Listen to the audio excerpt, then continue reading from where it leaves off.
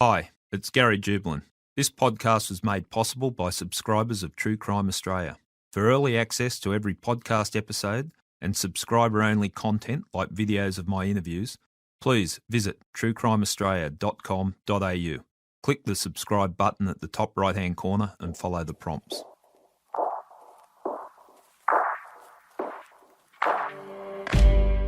If you want to walk on the wild side, today's guest is going to take us there. You see those undercover cops on TV, living life as a criminal to catch criminals. Well, today's guest is one of those guys. 3 years after joining the Queensland cops, he was getting round with long hair and a beard, dressed like a drug dealer, smoking joints whilst buying drugs. This was all part of his job. Our guest was an undercover cop, or a UC as we call it in the trade, or a narc as the druggies call them. Drugs, guns and lies. Anyone who writes a memoir with that as a book title has to have an interesting story to tell. Today's guest on I Catch Killers has 1,000 stories. I only met Keith recently, but in the conversations we had, it was clear we spoke the same language. He was a cop in the truest sense, and he was interested in taking bad guys off the streets. Keith Banks has worked for 20 years in the Queensland police force at the sharp end of policing. Policing also took him into a world and a lifestyle that he never thought he would inhabit. Very early in his career, Keith went undercover. It was a world where he learnt to blend into the drug scene, smoking dope and drinking with targets, buying drugs and having the dealers arrested. This was during the notorious corrupt period of policing in Queensland Police, with Commissioner Terry Lewis at the helm. Not only did he have to look out for the crooks he was bringing down, but he also had to keep his eye on corrupt cops. That might have been enough for one career, but not for today's guest, Keith. After he left the undercover branch, and he was still chasing that adrenaline rush, he found so intoxicating in the dangerous world of living as a criminal, and he's found his way into tactical policing. In that role, he became one of Queensland's most decorated officers. He was a recipient of 2 Police Valour Awards and the Bravery Medal, and that's very impressive, Keith. Those awards, they mean something.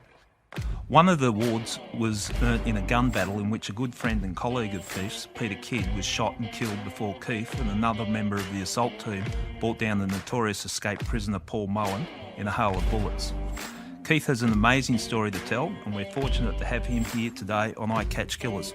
Welcome, Keith. Thanks, mate. Thanks for having me. Well, this is an unusual situation. A Queensland cop and the New South Wales cop sitting down doing a podcast. Well, doing a podcast, but also not so unusual, sharing beers. Yeah, well, as I said, that's only for a prop. Oh, of course. You're not meant to actually drink it. Oh, right. But I'll simulate. Simulate. As an undercover officer, you should be able to do that. I just want to say your book, Drugs, Guns and Lies. It's an amazing read. Thanks, mate. And I've looked in it, and it's so honest and raw, and that's what I found that really took you into the world of the undercover cop. Yeah, I wanted to actually tell a story that was absolutely raw and fair dinkum, and not sanitised. No heroics. You read often stories by cops that presents them in a certain light. No, I wanted to write about my faults, foibles, experiences, and actually tell it as it was. And I initially started writing it for my daughters. That's interesting. How's that? Just to tell your story? Yeah, mate. I had issues after I left the police, and in hindsight, during my time in the cops, that I now know to be PTSD, and I was only diagnosed last year formally. Always knew there were issues, but I just thought that was me. So in their childhood, I was at times emotionally distant, then clingy, then angry, then sad, then happy, and just a really... So you've gone through the full range of emotions, and you didn't link that to your work? No. It sounds sounds strange, but I just thought it was just me, actually. I did discover the symptoms of PTSD when I was still in the job, when I was doing an undergrad degree at Queensland University of Technology. I looked at those symptoms. I remember going, "Shit, that's what I'm doing." But I never really thought I was as badly affected by PTSD as I was. Started seeing someone. Sounds like an affair, but it's not. Started seeing someone about 12 months ago, and those counselling sessions have just put me into a different place. Right, I feel much more at peace and at ease, and much better than I have for years. Well, look, having read your book and seen the type of things that you've gone through, it wouldn't surprise that it has to change you in some way. Yeah, there's an impact. There's an emotional impact on policing, as you know. Yeah. And I think when like me, I always wanted to be perfect at everything I did. Yeah. I wanted to be at the sharp end. I wanted to be a super cop. I wanted to change the world. And when things weren't working out perfectly for me, I think I went into a bit of denial. And even though I knew I was having problems, and we'll talk about the tactical impact later, I wouldn't admit it to anybody else, and I certainly had trouble admitting it to myself. And that's all in retrospect and a bit of self-analysis and a bit of, look in the mirror and have a good, honest look at how I was and who I was. And I'm realising that more and more. Well, sometimes I think you need to step away, so you've got perspective and look back and go, okay, well, that had to have an impact. So, yeah, absolutely. Who was the Keith before he joined the cops? Mate, I grew up in the bush in a succession of areas. So we're talking country Queensland? Country Queensland, yeah. My mother divorced my father when I was still quite young, I think maybe 18 months old. And she moved to a little place called Tambo where her parents were. So it's 300 people on the Barcoo, just probably north between Augathella and Blackall.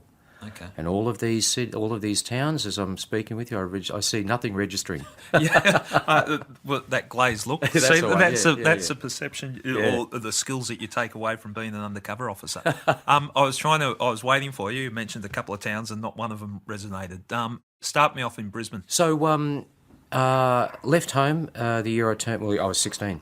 Got on the train. The police force paid for the train ticket. Very nice of them. Caught the train down to Brisbane with another guy from Charters Towers, which is where we were living. Kevin stayed in the job, incidentally, retired as an inspector. So got to Brisbane and got picked up at the Roma Street railway station by a sergeant called Frank Rind, who was an instructor at the academy. Pretty jovial sort of bloke. No worries. I thought, geez, this is good. They're all very friendly. And went to the academy and got my room. And that was a Sunday. So I thought, this is going to be great. Everyone's really nice. And at that stage, I had hair down past my shoulders, and as most of us did in those days, I think. So this was 75? This was 75, yeah. Okay. Yeah. Yep. And the cadet system meant that we did year 12 and then another 12 months of training. Okay, and we had that in New South Wales, but just to explain to the listener, cadets, you spent longer in the training, so you could join at a younger age, but you weren't put out on the streets until you were 19, was 19, it? yeah. Right. Had to wait until you were 19. Okay, so 2 years of training, basically, in the cadets. Well, Monday morning was a bit of a resounding wake-up call. So you would have had the long hair didn't cut it? Well, no, it was more this towering, scary, most terrifying person I'd ever seen in my life, who was screaming at me. And Tom Malloy had been in the Royal Navy in World War II. He'd been sunk twice. So you never mentioned the war with Tom. He brought some issues to the academy. He brought some issues, yeah. And Jesus, he was a hard man. This incredible Irish brogue. So, you'd be walking through the, the quadrangle, past his sacred acre, as he called it. You'd never dare put a toe on the sacred acre. And you'd hear, "Come here, that man." And you'd go, Jesus, is it me again? Oh, no. What have I done this What time? have I done this time? Which generally ended up with some poor bugger running around the oval with an old 303 Lee Enfield above his head in full winter uniform, around and around the oval. And often what happened is that Tom would forget he was there. So what you learn quickly after getting over the initial being screamed at, two things happened. I remember, and these were the wonderfully old politically incorrect days, mate. Yeah. He came up and stood beside me. He said, he whispered and he said, "Am I hurting you, son?" And I've gone, "No, Sergeant." "Well, I friggin' should be because I'm standing on your hair." And, okay, here we go. So down to the bar bar. Good way of making it. Off it all came, and and he used to say, "Anything that's under the cap is yours. Anything outside the cap is mine." So that's classic, isn't it? And I see the smile on your face, and you look back, and it's terrifying at the time. Oh, but yeah. you look back, and it does. To get through that and survive that sort of initial shock, it's something that you feel like you've achieved when you actually get through the academy. Absolutely, when mate. you're dealing with people like that. Well, Tom actually did it all for a reason, and And what happened was I graduated at the end of my second year there. I had to wait 5 months to turn 19 to be sworn in. So I did some work around stations and that sort of thing. And came back for the swearing in, and I hadn't seen Tom for 5 months, and still this fearsome individual. So, we went there, and I think we practiced marching in, marching out, blah, blah, blah. The night of the swearing in parade, he's there in 4 medals, and had more medals than Audie Murphy. And he came up, and I thought, here we go, he's going to yell at us one more time. And he said something like, and I've written it in the book, which is, be very proud of what you've achieved. Enjoy the night, you'll never ever forget it. And I looked and thought, wow. And then one of the other guys said, thanks, Sergeant. He said, name's not Sergeant, it's Tom. And he came up to me because he'd, he knew all the cadets, and I'd been there for 2 years. And he said, son, if you couldn't put up with my shit for 2 years, how could you put up with what you're going to see on the street? And that's when the penny dropped. I thought, here you go. So people who left were those that probably would have run into problems as operational police. Yeah, and look, it's interesting that you should say that because it is so real. And once you get out on the street, and you need to be conditioned. Yeah. If the Keith that you came from the country Queensland and just walked out on the street in the police uniform, they would have chewed you up and spat you out. In a heartbeat, yeah, for sure. And you just had, as you know, mate, you've got to learn resilience. And a lot of that happens on the job as well. I went to a little suburban station for the first, I think it was 6 weeks. Firearms weren't mandatory then, and as they are now. And I thought, should I get a gun? Should I not? Was weighing it all up. I thought I'd sleep a little place, but I probably should have one anyway. Went to a domestic disturbance one night, and there was no OST, or operational survival training for the listeners in those days. I stood in front of the door, did all of the wrong things. Knocked on the door, and it was a corrugated glass door, and I saw this figure walk up with something in its hands, and I thought, I wonder what that is. Door opened, points a shotty at my face. How far is this into your career? I had about 4 weeks service. Okay, So, not what you want to walk into or be no. staring, and it is quite scary staring down the barrel of a gun. They look like they're cannons, don't they? Those things. Yeah. So. The older senior Connie, who was probably 26 or 27 that I was with, actually had a firearm, and he pulled it out and put it at the bloke's head and cocked it back and said, well, if you shoot him, I'll shoot you. And I'm thinking, nobody shoot anybody, it'd be good. And no dramas, he surrendered the weapon. We called in the CIB, as you always did in those days, and they took him away and charged him with armed to cause fear or something, I think.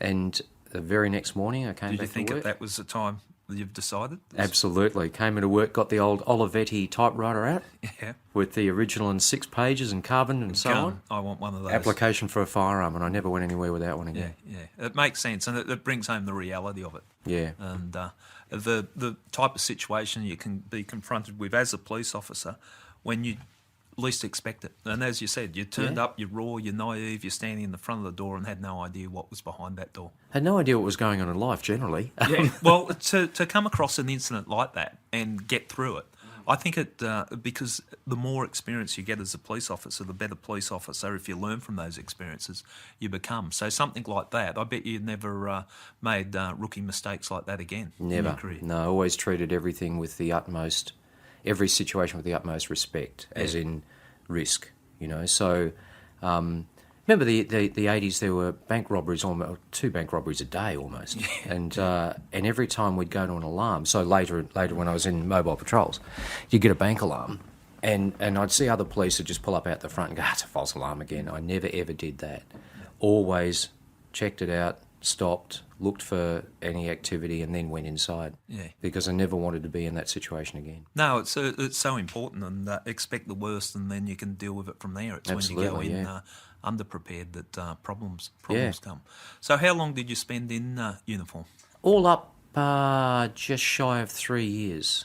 Right. Yeah, so I was sworn in May 77, and I went undercover early March 1980, so not quite 3 years. And what was the attraction to undercover work?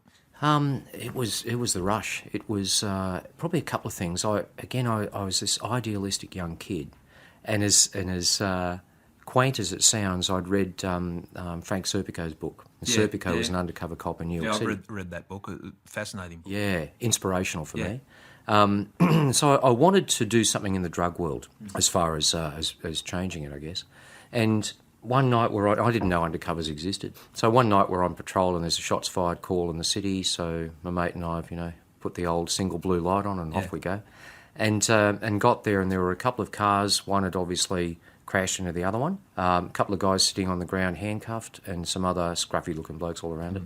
So we've bounced out of the car, and they've identified themselves as drug squad. Okay, well, that's interesting. And one of the detectives came over and said, "Listen, we've got an undercover here. Make it look good. Throw him in the back of the car and take him back to our office." Yeah. And I turned to my mate and said, "We've got a what?"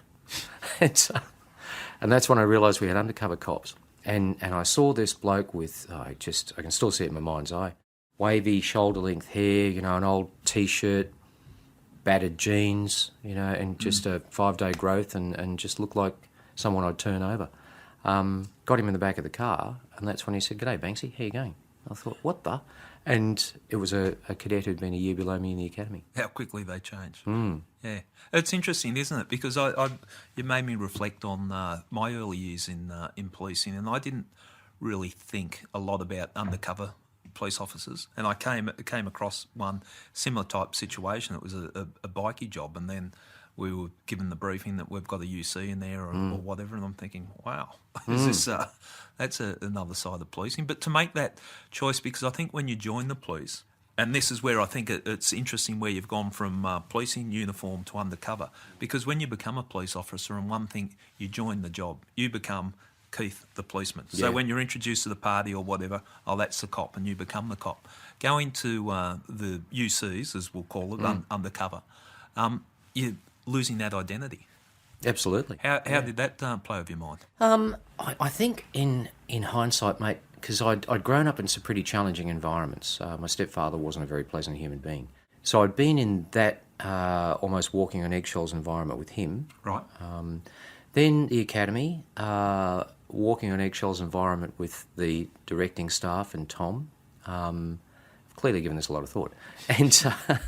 And undercover, I just thought, wow, this is going to be something that's completely out of the ordinary.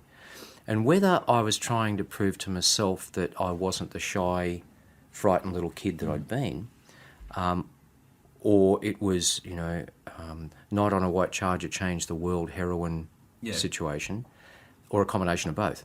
But for me, it was something I just wanted to do because it wasn't normal and it wasn't ordinary. But it wasn't a world that you were overly familiar with. No. I think in your book, and it's quite ironic we're sitting here and you've got a beer in front of you. Well, it certainly changed you. But you weren't a drinker at the time when you went to the UCs? No, mate, I didn't drink. I didn't smoke. I never touched drugs. I did taekwondo 4 or 5 days a week on my days, downtime, ran, had all of that lifestyle. And I'd be the bloke who'd go to parties and drink orange juice all night and just, be the boring one. But again, I rationalised it with myself. I went, okay, I'm living this world. I have to be... My mate Larry put it beautifully. It was like guerrilla warfare. You've got to be your enemy. And I thought, okay, well, if I've got to do it, I've got to do it. And the story I've been telling for years that I actually have in the book is my very first drug buy, the big fella, an informant, set up. And it was just a bag of pot that, from someone he knew. And it was just to basically break me in, I suppose. And I met him at the, and this is such a Queensland thing to say, but the Pineapple Bar of the Inala Hotel. Look, you wouldn't even have to have said that was from Queensland. I would have guessed if I had to guess. Yeah. And I went in and saw the big fella, and I remember I didn't know what to wear or how to act. So I'd had a few weeks off. I'd grown a bit of facial hair. My hair was getting a bit longer. Had a T-shirt and a pair of jeans and probably the striped Adidas runners, I don't know. And I walked in, g'day, I'm Keith Eustia, I can tell you a mile away. Okay, I thought, gee, this isn't going too well so far.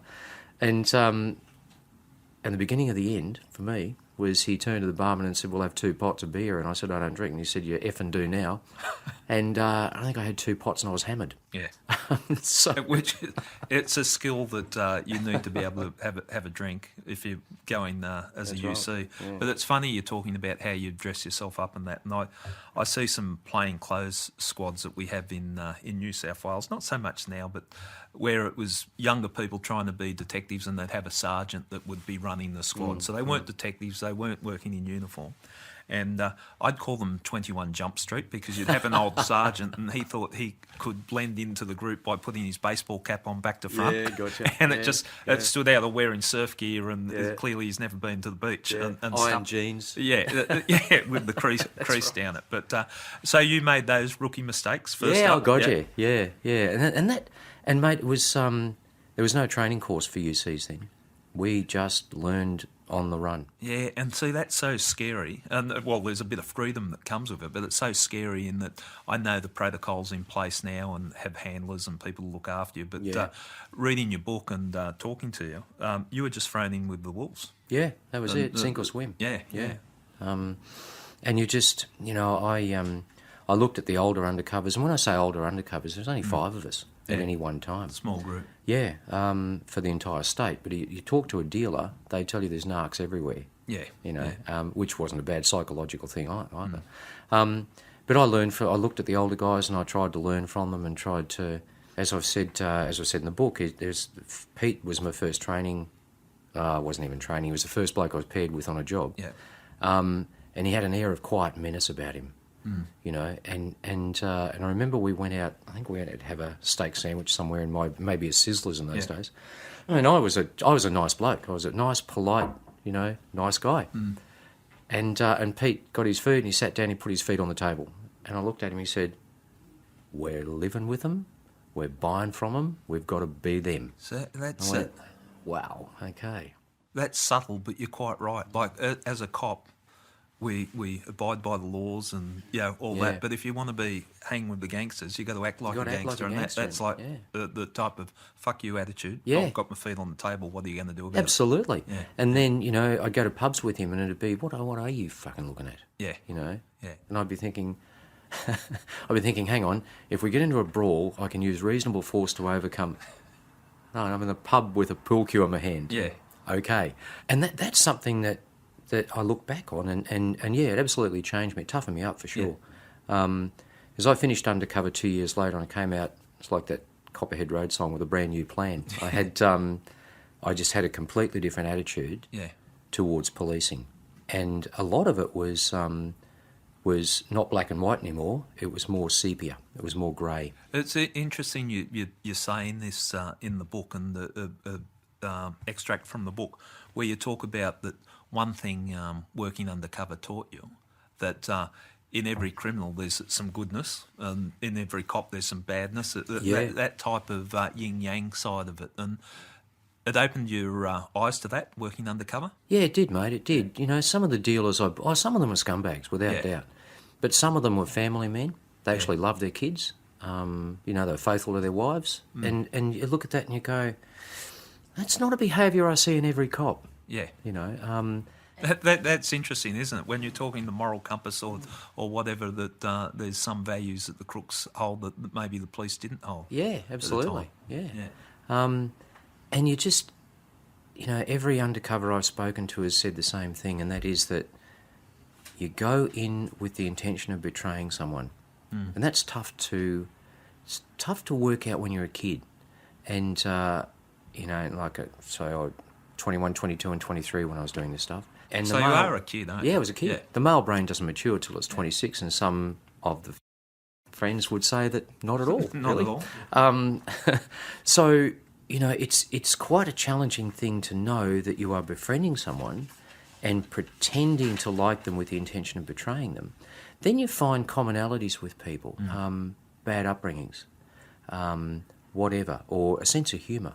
I was a huge Monty Python fan. I was scoring smack from this guy who just loved Monty Python as well. That was a good in, was it? Yeah, that's right. Yeah, so we'd bounce one-liners off each other, and the challenge is that you find yourself sometimes looking forward to catching up with someone that you're buying drugs from with the intention of having them pinched, but you're looking forward to their company. Therein I see how much it must have played with your mind and messed you up in a way that the further you got into it, you were living that life. Yeah. And your exposure to the police was getting less and less. Yep. And so it was your social life. It was virtually everything. And there's a couple of extracts in the book where you just needed to take a break and take a step away. Yeah. Because you were looking forward to catching up to the people that you were targeting. That's exactly right, yeah. And you had to just go back and remind yourself of who you were. Yeah. You know, Larry, my mate, who was another undercover, brilliant man, I've written about him extensively in there. Yeah. Larry called it like being like NIDA on steroids. Yeah, I read that, and I thought that's a very interesting analogy for life as undercover, because it's not cut, we'll do that again. Yeah. It's life and death, what you were doing. Yeah, it could be, you know. Before I started, there was a guy who'd come back from undercover back in uniform. Yeah. And I was rostered with him one night where, you know, dark 100 hours talking about stuff, and that's when I realised I wanted to go. Yeah. I started grilling him about it, and I said, so, you know, what happened? Tell me a story. He said, mate, you've got to be if you get in there, be very bloody careful who you talk to. He's talking about police. Yeah. And he said, and be very careful about when you walk into a house, who's there. He said he made the mistake. He walked into a house. There were 3 Maoris in there, Yep. one of whom he'd pinched when he'd been in uniform, Yeah.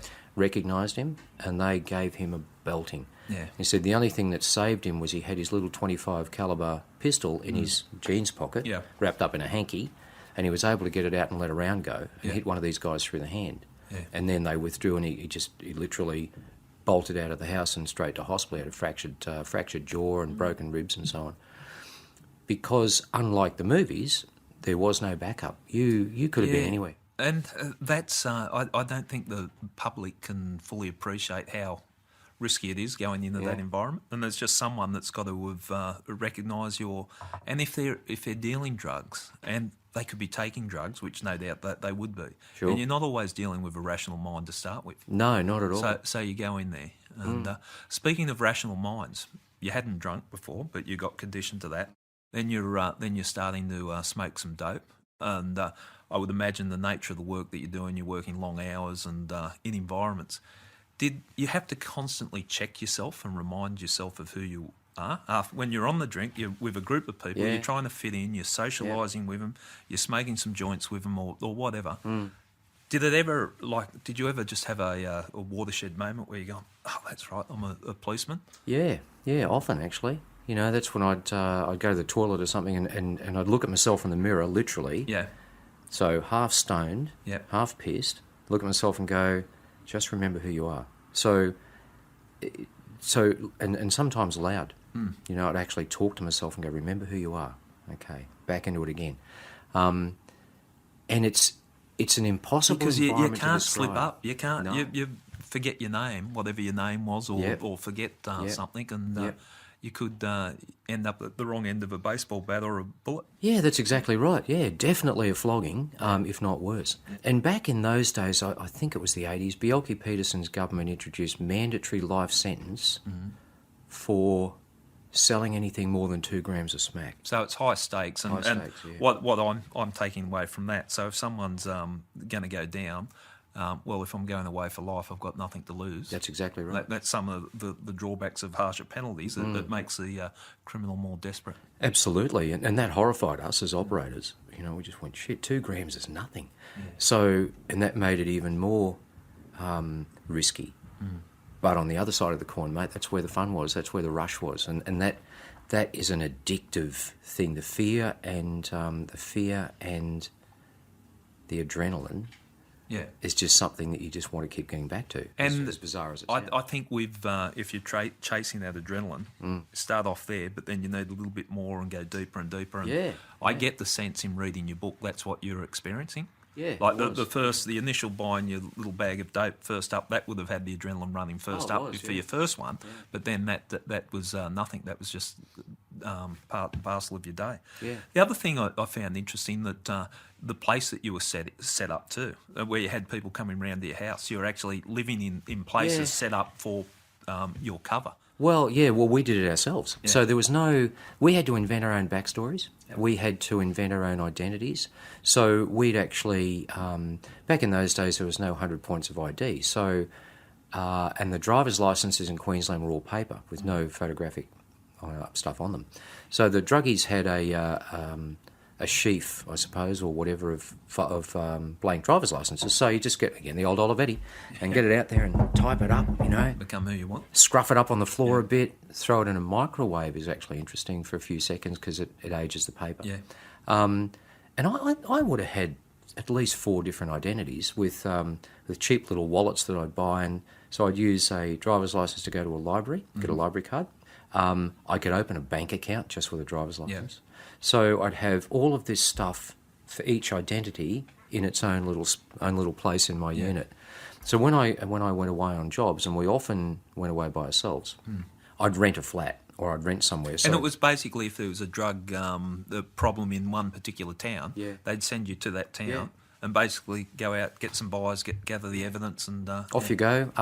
Give us a call when you've got something. I find that fascinating. So pick a country town. You go to that country town. You start off go to a pub. Look like you might be into the drug scene, and people start to gravitate towards you, and you buy, and then you build up friendships, and then you get deeper and deeper looking for the dealers. Exactly. So I got so good at playing pool. Yeah. You meet people at a pool Around table. the pool table. Yeah, quite right. I actually won 15 blocks of hash on a pool game one night.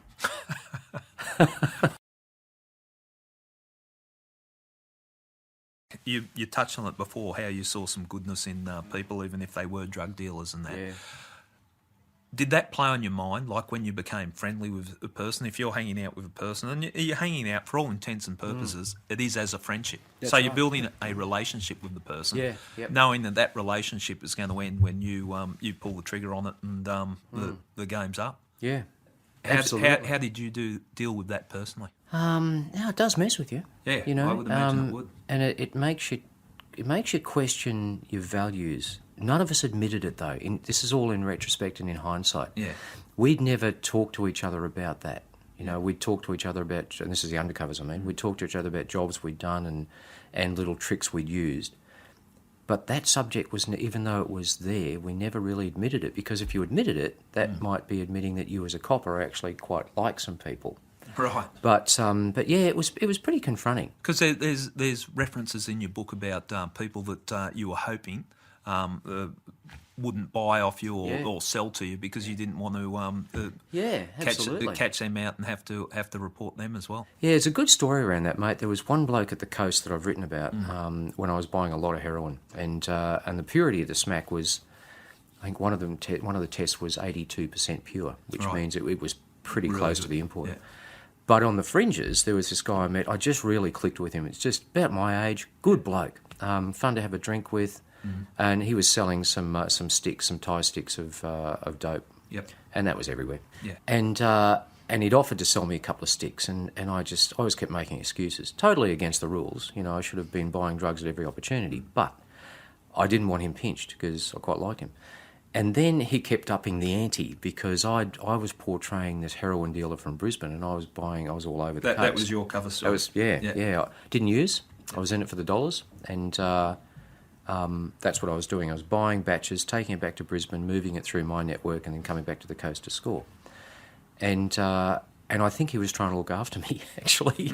Look, mate, I've got this great gear. You can move that up there and make some money. And I kept saying, no, until one afternoon, I can't remember how many it was, but it might have been 500 sticks or something. And I thought, I can't walk away from this. So did it all when he got pinched. And in those days, every time an operation closed, the undercover's identity was disclosed. Yeah. Our true names as well, not our fake ones. Well, that's Yeah. needed that like a hole in the head. Absolutely.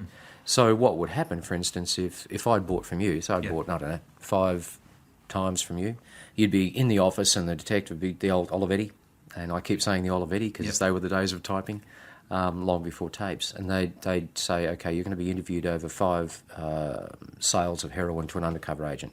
Don't know what you're talking about. Okay, you sold to a man named Fred, Bill, Jim. Yeah. Don't know what you're talking about. Okay, would you like to be confronted with that agent? Yeah, bring him in. And then you walk in. Then you walk in and go, hello, Gary. At which point you'd have some sound comments to make back. Yeah. So when this bloke was arrested, they said the same, you've sold, and he went, yep. Didn't know he was a cop. Damn it, good bloke. And the detective said, would you like a formal confrontation? And he said, no, not a formal one. Can I just say good day? So they came out and said, "You just want to say hello?" And I said, "No, that's all good." So I walked in and said, "Mate, how are you?" He said, "Now I understand, buddy." Blah, blah, blah. And he said, "Look," he said, "I'll probably get 12 months for this."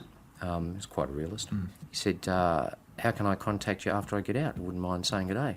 And I thought, "Oh, yeah, sure." And I said, "Ring the drug squad, mate. I'm sure they'll know where to find me." Ho, ho, ho. Probably, about 12 months later, I got a call. So that was no, it would have been more than that. Might have been 2 years later, because I was back in the druggies as a detective, as a normal detective. And there was a message left for me that this guy had called. And I looked at it and went, "Who the hell is that?" And he'll call back at, 4 o'clock, for instance. So I called back, I answered the phone, and it was him. And he said, "G'day, mate, I just, hoped I could catch up with you and wanted to say good day and maybe have a beer." So, of course, as a cop, your antenna goes up. Everything is potentially a risk. Yeah. So I went to one of the other guys and said, "Look, I've had this guy call me. Maybe I can turn him into an informant. Yep. Maybe he wants to get square. Maybe there'll be some other blokes waiting for me. I need a couple of backups." So the other detectives went down to this well-known pub in Brisbane near King George Square and sat there 10 minutes before I arrived. So I've walked in. Here he is at the bar. "Oh, mate, I reckon within 3 minutes." "Excuse me for a minute, mate." I walked over to the boys and said, "Everything's cool." Right. He just wanted to say good day. Yeah, that's interesting, isn't it? That's a funny thing about human nature. Like, that's your polar opposites. You're the one that sent him to jail, but there's a friendship that overrode that. Well, that must have made you feel good. Yeah, it did, actually. In all honesty, I didn't feel like such a bastard then. Yeah, because I often wondered about that, and even in my dealings with informants, and sometimes you got to end up, it turns sour with the informants and all that. And there's people that, they can be shitheads in terms of their criminal history and everything else, but they might have something about them that you like and you gravitate towards. And it's almost like Stockholm Syndrome. You spend long enough with someone and you get to understand the person and you get to like them. Mate, there's it's just reminded me of a story from Victoria, the Special Operations Group, who are the counterparts of what's the Tactical Operations Group. Operations. So SPG, our tactical police. So they're the guys in black jumpsuits and so on. So a friend of mine who I met through the network when I became tactical was in the SOG. It might have been 10 or 12 years ago. There was, maybe even more.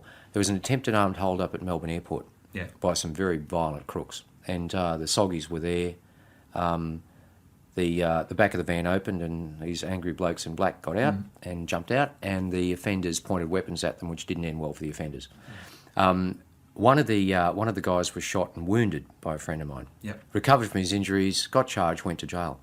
I won't name him, but my mate and that crook meet twice a year to have beers and catch up.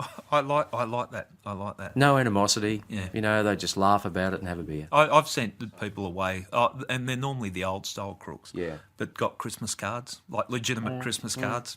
"Hey mate, how you going?" And they're doing 5 to 10 inside, and it's interesting that relationship.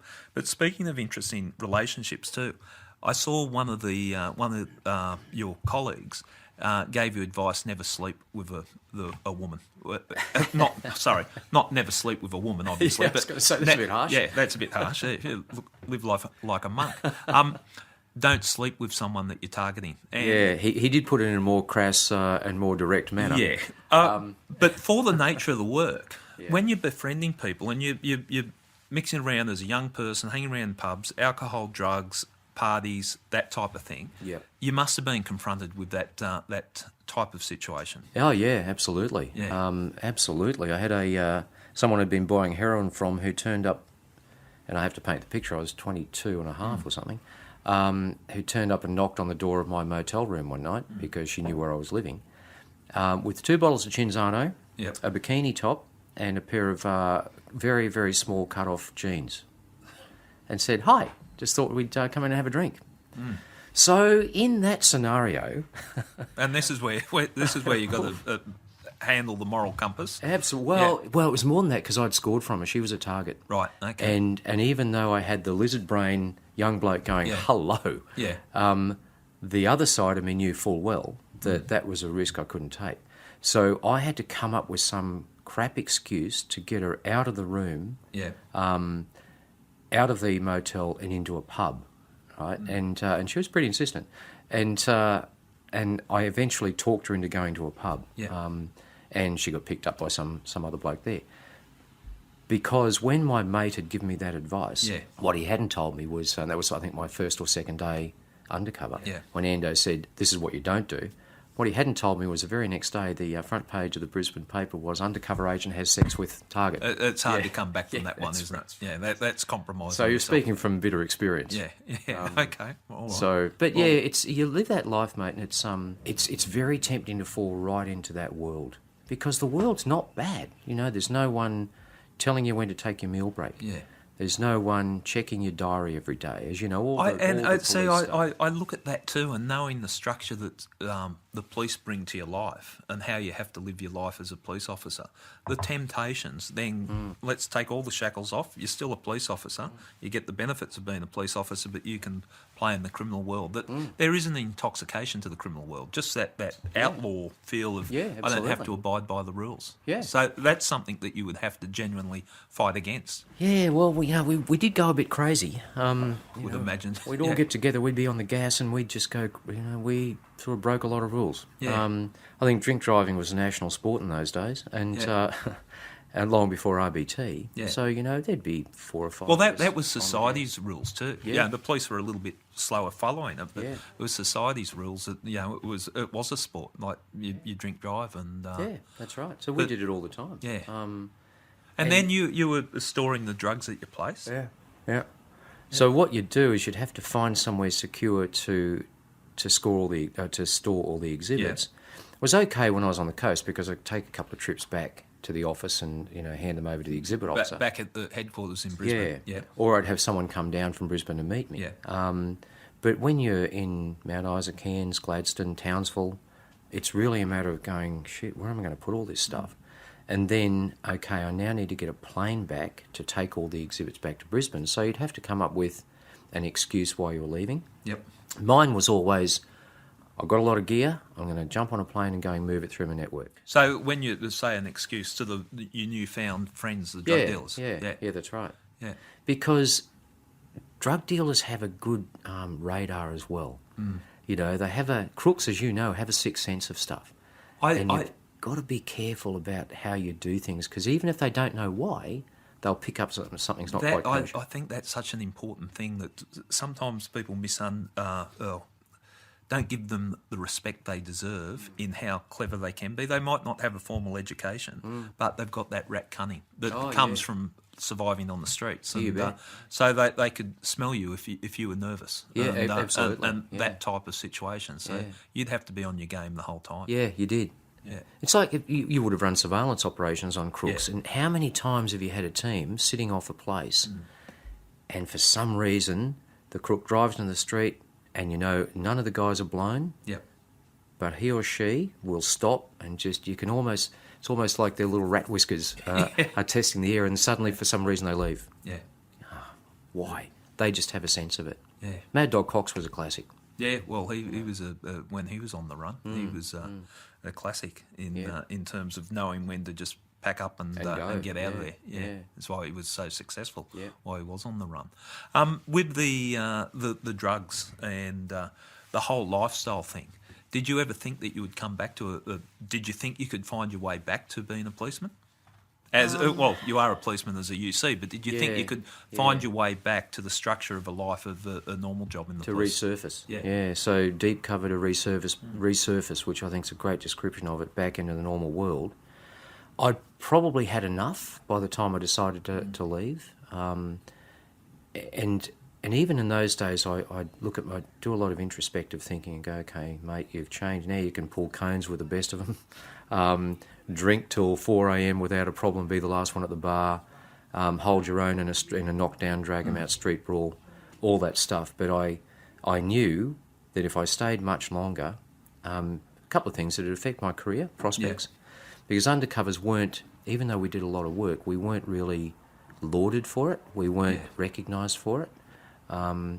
So you really did yourself a disservice if you stayed any longer than a couple of years. It's almost like you were thrown in there until you burn yourself out, then you get discarded. That's absolutely. A sense. Well, that's what happened to Larry. Yeah, for sure. What about, like you've talked about the dope, the grass and the smoke? Did you ever have to do powders or? I did a couple of lines of speed one night at the point of a shoddy. Yeah, okay. That's a little interesting Just to throw it out there. story you might have when you go to work. Yeah, that's right. Why did you have to do a line of coke at the pointy end of a shotgun? Yeah, there was a man with a gun. So I'd set up I'd met a guy at this notorious little pub called the Royal Exchange in Brisbane, which where you went to get any drugs you wanted and anything you wanted, really. Met him. He said, interested in speed? Yeah, I wouldn't mind that. Meet me at my place tonight. So lobbed up there. It's another thing about drug dealers, they're always late. So if you say, meet me at 7, always turn up at 15:15. Otherwise, something's not quite right. Yeah. So I turned up at past the allotted time and knocked on the door. Well, so you're still living it. You got here late today. That's very true. You're still carrying that? Whew, that's another sign of another symptom. But so I knocked on the door and opened it up, and he was sampling his own product, mate. He was away. He was... Wired. Yeah, he was... goodbye ground, here come, bye-bye honey, we're off. And so I've gone, right, I'll make this short and sharp. It's okay, mate. So let's just set the scene here. So you're there, you got no backup? No You've backup. gone in to buy? Were you going in to buy? Buying a couple of grams. So you've knocked on the door. I wouldn't imagine it was the most exclusive area in the... No, it was... Yeah, good point. It was Auchenflower in those days was a set of squats. Yeah. Pretty ordinary area. And it was just a crappy little... flat, I suppose. A single room, bedroom and toilet, and that was it. So there was I'm just picturing it again, like a round plastic table and a couple of plastic chairs, pretty ordinary stuff. Clearly he wasn't making too much money out of his dealing. And I went, right, I'm just going to make this short. Okay, mate, met you today. Yep, want 2 grams? Yeah, good. Talking a million miles an hour. So he gave me the 2 bags, gave him the money, and he goes, rightio. And he starts chopping up a line. And I said, oh, no, mate, I don't use them, the usual story. And he looked at me and reached down on the floor and pulled out a coach gun. And a coach gun was a sawn-off barreled shotgun with the most of the stock sawn off as well. Yeah. And called coach gun because that's what they used to use on the old Cobb & Co coaches. Oh, right. So double barrel, side by side, and he put it on the table, cocked both hammers back, and his conversation was, if you don't do a line with me, I'm going to blow your guts out. So I still don't know whether it was loaded. Yeah.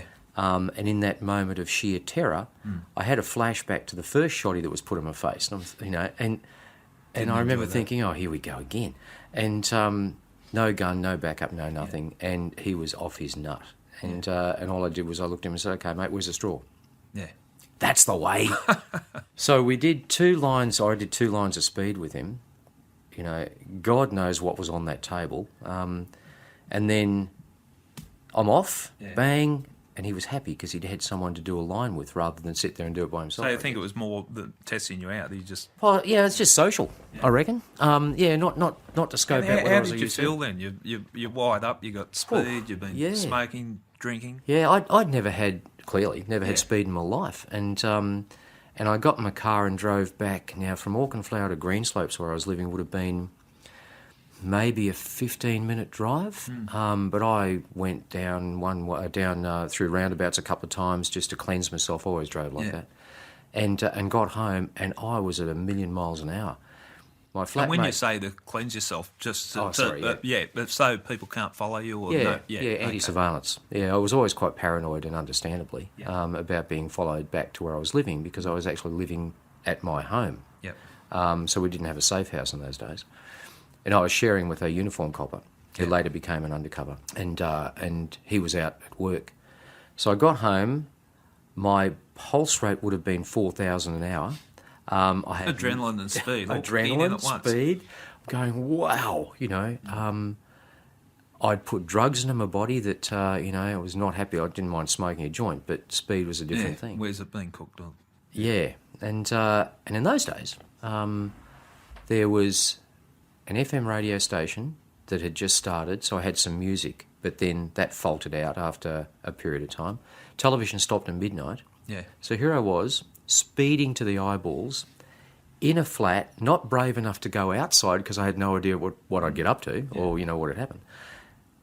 And a million miles an hour with nothing to do. So that lasted all night. And I was a martial artist then, so I'm doing karate kata, which are these, pre-designed movements over and over and over and over. Whew. And then I crashed and went into the office the next morning, the usual, 10 or 11 in the morning, like UCs, we'd sneak into the office through the back way.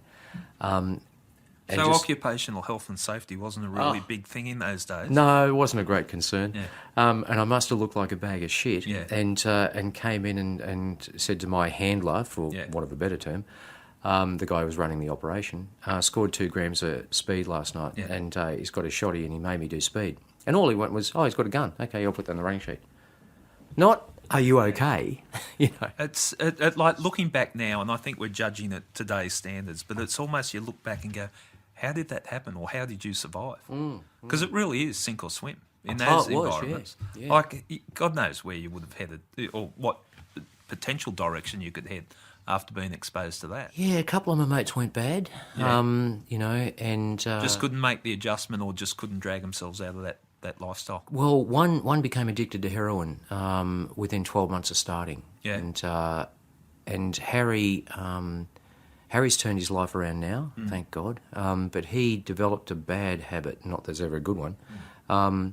He kept using through his UC time. Yeah. None of us knew, or I think one of the other guys may have known. Yeah.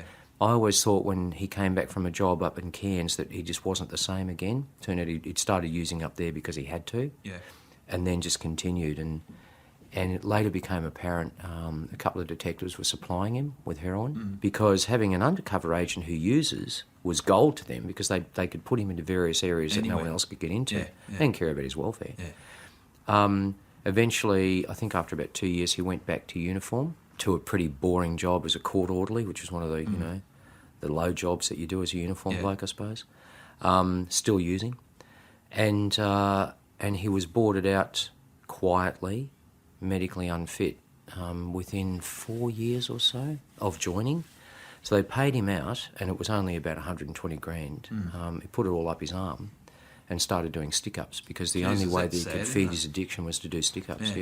That is a sad story. And from an organisation, no sense of responsibility for it. No. He did some stick-ups in Brisbane. Yeah. Rode his bike, had a Harley, rode his Harley down to Adelaide, did more stick-ups there. So he really just embraced the lifestyle. Yeah. Left the cops. And left the cops and became an armed robber, always used a replica because, having spoken to him, he said, I never wanted to hurt anybody, I just needed money. Yeah. And not that it's any excuse, of course, but I firmly believe that his job contributed to that, and the department was never held accountable. Certainly people within it. He was arrested after, let me think, probably 5, 6, 7 years or something. Did 3 years in Yatala prison in Adelaide. Yep. Then was extradited to Brisbane and did 7 years up here. Gee, he did a fair stint. Did a fair stint, yeah. Well, circumstance of aggravation, but having been a policeman. He, at his trial, a particular detective sergeant gave evidence in his favour. And this guy, Stan, was an incredibly honest, principled man. He actually said Harry developed this as a direct result of his undercover work. Judge took that into consideration, but not really. Stan's career from that time on was gone. Yeah. Because he'd had the audacity to actually speak truthfully about Harry's addiction. We could do a whole nother podcast on the cops that stand up for what's right and then getting ostracised. It's a shame that organisations feel the need for that. But it's also a shame that an organisation doesn't own it. Like, they create them. They create these people, and this is the end result, and this is the cost, and it's a shame an organisation can't help. Yeah, like you all make a choice, your path in life. Yeah.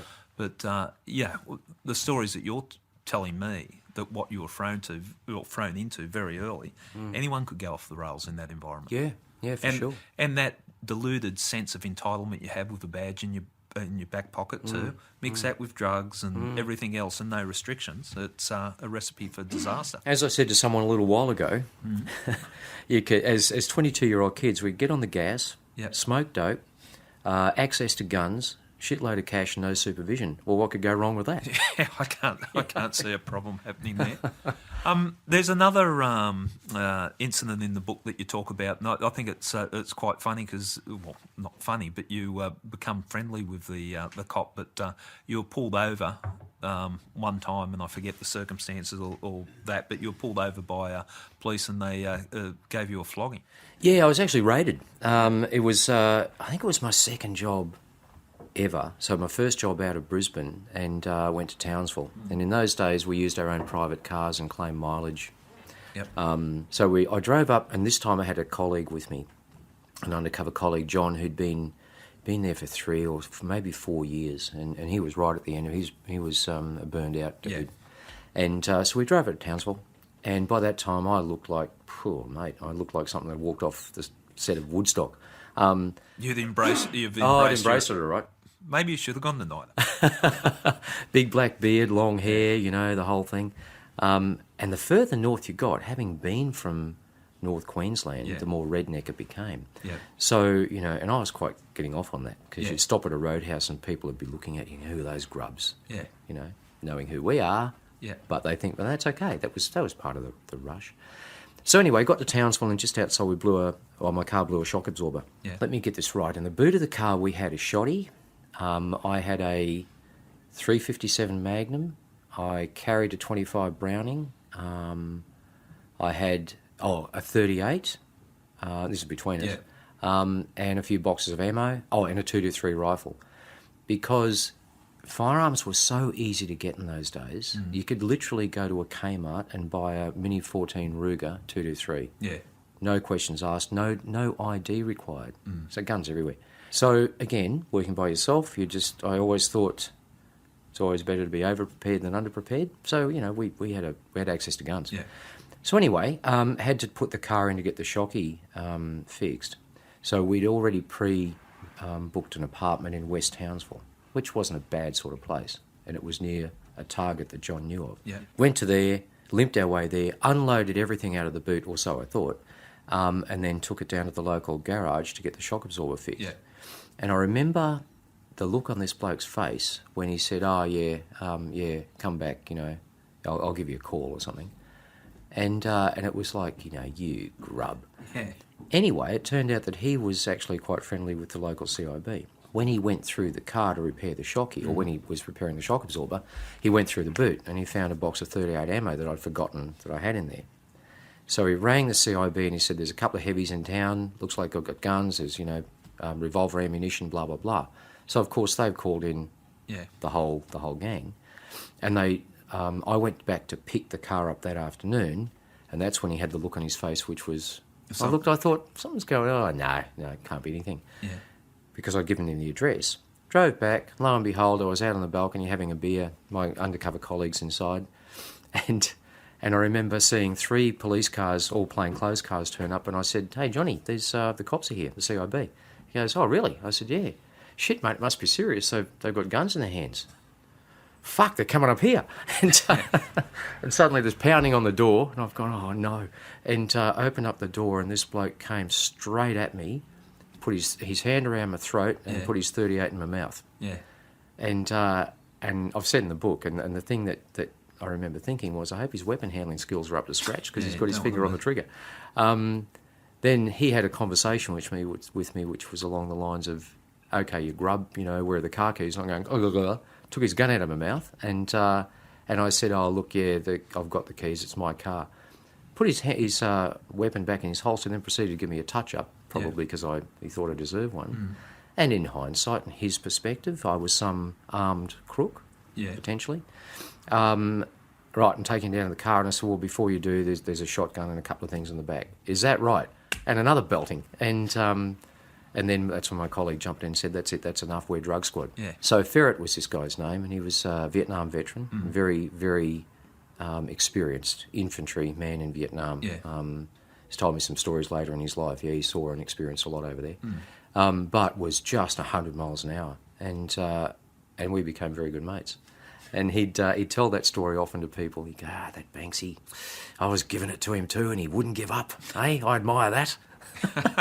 how to get respect. That's right. What at that point in time? Why didn't you feel comfortable to declare the moment they came through the door? Hey, we're cops. What was going through your mind, or did you feel that distant from the police that you didn't want to disclose? Mate, I was still hearing, don't trust local coppers. Yeah. You know, Queensland had certain corrupt pockets, and I'm always at pains to say that the vast majority of police, men and women I ever worked with, were straight, honest, dedicated, great people.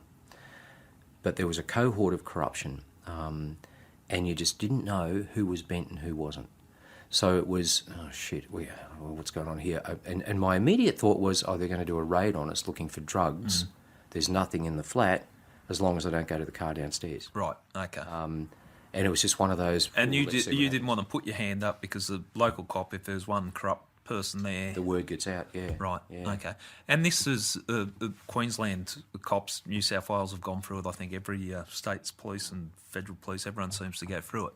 But this was corruption time, Terry Lewis, Commissioner, who ended up doing time. Yeah, he did, yeah. Yeah, so there was pockets of it, as you said. And quite often, I look at it, having spent a lot of time in police and that too, and I've said, and just the other day when I was talking to you, you said you meet the best and worst in the cops, and that's so true, isn't it? Yeah, it is, mate. Yeah. But, one pocket of corruption can spread, like the reputation of an organisation, just destroy the organisation. Yeah, quite unfairly, actually. You know, the Queensland Police still has a reputation of those days of everyone was a crook, and that was far from the truth. The ones that were bent were often in positions of authority. That was the problem. Yeah. And even in internal investigations, which later became ethical standards, you didn't know who in internal investigations was straight and who wasn't. And I got some great advice a few years later in my career when I became aware of some other corrupt stuff going on. And I spoke to a detective sergeant I trusted, and he said, mate, don't go near internals. You just don't know. You might, if you do, you might come home and find an ounce of heroin in your bedside drawer or your garage full of stolen televisions. Yeah. And he was an experienced copper, and he said the best thing you can do is just shut up. Yeah, it's a bad situation, isn't it? When you can't, you're dealing with enough as an undercover operative, and then not even being able to trust certain pockets of your own organisation. Well, yeah, I mean, as I was saying the other day, I think, and it's certainly in the book, I've written very openly about the corruption. Yeah. Larry and I had finished a job, and we might have even been the Cairns job, and we're sitting in the police club having a couple of beers. And just to explain the police club, because it's not unique across the country, but in Queensland they have a bar that just police go to. Yeah, it was the old. It's long closed now in these esteemed enlightened times. But it was a licensed bar, and it was on top of police CIB headquarters. Yeah. And you had to either be a cop or be nominated and signed in by a cop. So it was a reasonably safe place to have a drink. Probably in hindsight we shouldn't have gone, but going back to what you said before, you craved, as an undercover, you crave that family of blue again. Yeah. You crave to be able to sit somewhere with coppers and just not have to watch your back. So we're sitting in there doing exactly that, having a couple of beers and going, chat. And 3 detectives from the drug squad came over and formed a bit of a semicircle around us, the usual pleasantries. And then one of them said, we hear you blokes are staunch. And staunch means loyal, as you know, but staunch to me meant being loyal to your mates in risk situations, looking after them, etc., certainly nothing more. And I said, I think we're staunch. And they said, good, because we've got a deal for you. And in no uncertain terms, they said, look, we've got a lot of powder that we want to move. Next time you boys are out in the field on a job, we'll give it to you, you sell it, we split the profits 50-50. And that was a conversation happening, and it still galls me, in the police club at the top of CIB. It's offensive, isn't it? Yeah, absolutely, yeah. But then it was, again, as a case, what do we do? Because you've got to walk that line between offending them and saying no. Yeah. So I just came up with a couple of things to say, look, mate, it's pretty risky, blah, blah. And it was, I think one of them then said, well, look, we're the drug squad. We can make sure nothing happens. And I said, look, it's not for us, not for us. Yeah. They didn't speak to me again after that. Yeah, well, look, I think that's a good way of handling a situation like that. But people might say there's all sorts of ways you could have handled the situation, but you've got to survive in a world.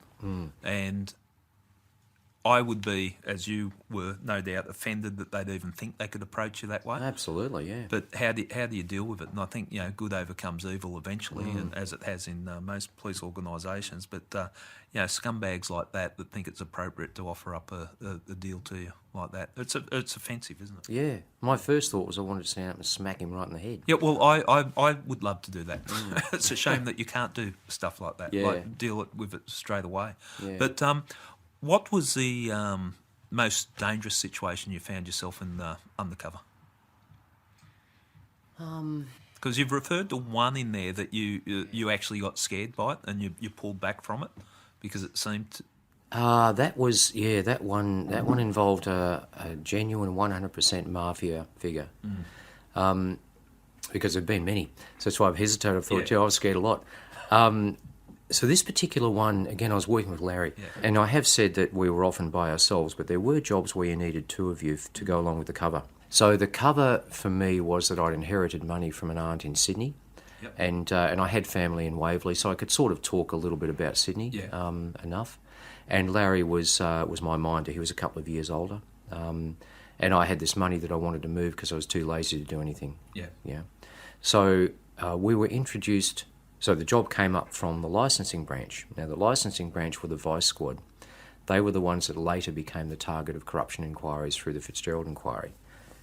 So, the radar should have gone off a bit then. But so the informant was given to us by the licensing branch, and we set up a meeting in the car park of the Centennial swimming pool in Brisbane, in Spring Hill, about 5:30 at night. And we used to meet initially people in cars a lot. And this one, and sometimes informers will say to you, this is a mafia guy, and it turns out to be Joe the greengrocer. Yeah, they talk it up. This bloke was the real deal. And we had the car wired up for a change, so we didn't have to wear any of those bulky listening devices. We had a listening device, I won't say where it was, but it was in the car. And I sat in the back, Larry sat in the front, and the informant and the target turned up in a car on time, which gives you a bit of a message. Yeah. And I got out of the car to shake hands, and this solidly built little Sicilian turned out to be said, "No, in the car." I always carried my pistol in my boot. Yeah, always did, because it was just convenient. It was out of the way. I could get to it if I needed it. For some strange reason, and this often happens in policing, I said to Larry that day, "I won't take a gun today."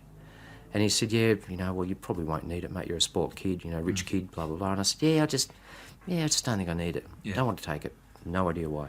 I got in the back seat of the car. This Sicilian guy jumped straight in the middle, and the informant was beside him. He grabbed me, pushed me back with one arm, and went straight for my boots. Oh, really? And I said, "What are you doing?" He said, "I'm looking for a very broad accent." I can't do accents, but very strong, Sicilian accent. "I'm looking for a gun. If you have a gun, you're fucking undercover. You're undercover, I kill you." And just in that matter-of-fact way. So I've, of course, gone back and I'm no undercover cop. What the hell are you talking about? Blah, blah, blah. And he patted me down, found nothing, and went, now. And he said, "Let's say this. If you are undercover, I don't care. I don't give a fuck. I will do business with you. Yeah? I've done business with police before. But if you fuck with me..." And he put his hands up in the old forefinger and, the pretend gun thing, and pointed it at my forehead and said 3 times, "Bang, bang, bang. You're dead, your family's dead, your fucking friends are dead." And you would have looked into the eyes of complete evil. And that's what these were. And I thought, wow, this guy is not kidding. Yeah, if you've been around long enough and dealing with enough type of criminals of that nature, you know when they're serious. And that's exactly right. But what compounded it, mate, was he named 3 police. He said, "I've dealt with 1, 2, 3. They weren't commonly known names in the media. If he'd said Tony Murphy and Terry Lewis, everyone knew who they were, but he didn't. He named 3 very senior police. Right. And that's when I thought, wow. So I did the whole, I don't know who they are, I don't care really. We're here to talk some money. So we talked about setting up a 100-pound drug deal in Griffith, over the border, as a sample.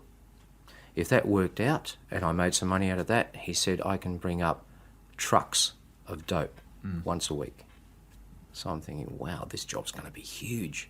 So, of course, the old adrenaline kicked in. Wow, this is going to be great. Well, Griffith too, and at that time, the Italian mafia very big down there with their drug dealing. Yep. So he got out. We arranged to meet again, I think, in a week or so.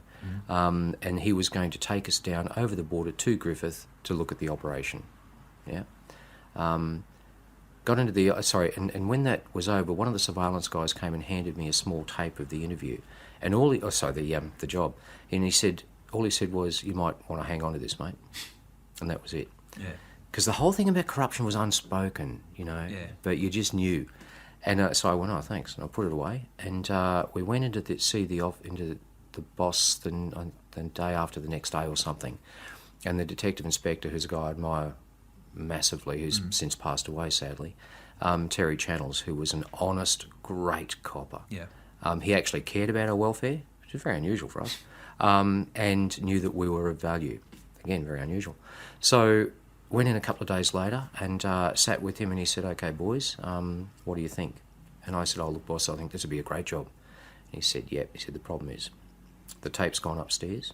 Upstairs meaning commissioner, chief super, all of that stuff. And he said, if you want to push ahead with this, I can't guarantee your safety. And that's a pretty grim warning in a situation like that. Yeah, and that's when I've got to be probably honest, that's when I first felt my heart break. Yeah. Because I realised that this corrupt stuff was real, at high levels.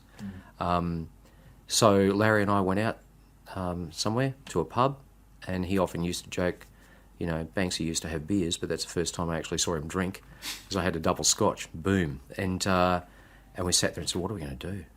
What the hell are we going to do? So we decided discretion was a better part of valour, and went back into the boss the next day and said, been thinking about it, boss, and we probably might withdraw from this one. So years later, I was in criminal intelligence, the BCI, and going through, we had certain references. So I worked on the bikie gang desk. Another mate had the mafia desk. So chatting with him about it one day, and I said, I came across this guy years ago, mate. I've always wondered, blah, blah, blah. So to cut a long story short, I identified him. I haven't disclosed that identity in the book for legal reasons, but he was the real deal. He was the guy. He was the real deal. Lucky you trusted your instinct. Yeah, absolutely. Otherwise there might have been no Banksy, no book. Well, that'd be a shame. I would have to get another guest. Yeah, that's right. Yeah. I'm glad I could help out. Look, we might take this opportunity to have a 10-minute break and recharge the glasses. The second part, I'd want to cover off a little bit more about the UC, because I just find it such a fascinating world that very rarely do you get people talking about it. And I think the listeners just going to be blown away by that, what you've told us about. But then we're going to take you into the area of tactical policing that you couldn't get enough adrenaline rush just from your UC job, so you decided to jump into another area. So look forward to talking to you very shortly about that. So thanks, mate. Just have a break. Cheers.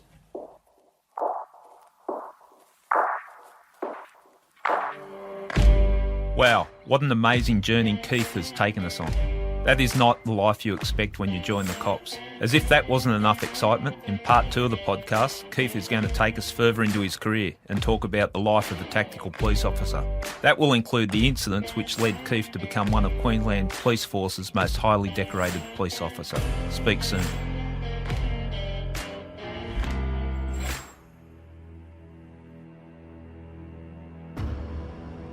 I Catch Killers is published by True Crime Australia, produced by Claire Harvey from the Sunday Telegraph and Dylan Adams at Made in Katana. I'm now an investigative journalist at News Corp Australia, attached to the Sunday Telegraph. If you like the podcast, please subscribe to our newspapers.